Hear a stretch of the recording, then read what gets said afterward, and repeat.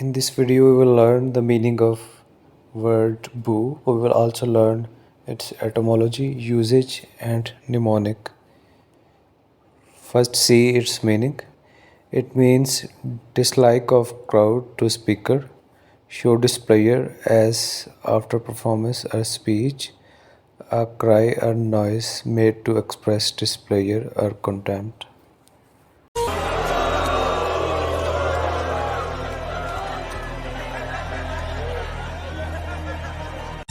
क्या वो टोचा खाना के बारे में आपने सुना होगा?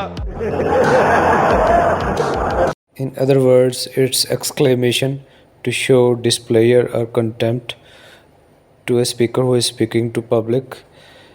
In second sense, it is also used to surprise someone by making a sound of boo. It is used both as noun and verb.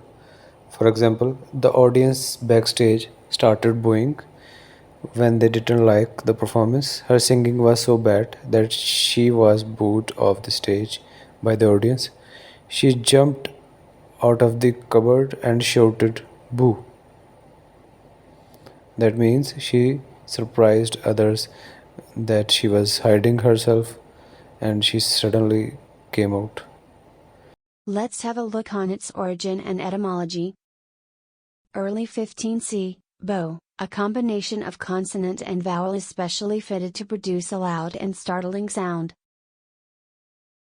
Booing was common late 19c, among London theatre audiences and at British political events. Now say its mnemonic. To memorize these words, just remember this is a onomatopoeic word. Onomatopoeic words are those which are used by the sounds they make while making that action. For example, when we startle someone or to give someone surprise, we use boo. So this makes this word boo. And a second way to memorize this word is remember booby trap. Booby trap is a device used to trap somebody, and when somebody is trapped in this device, he makes a sound boo, which is very similar to the word booby trap.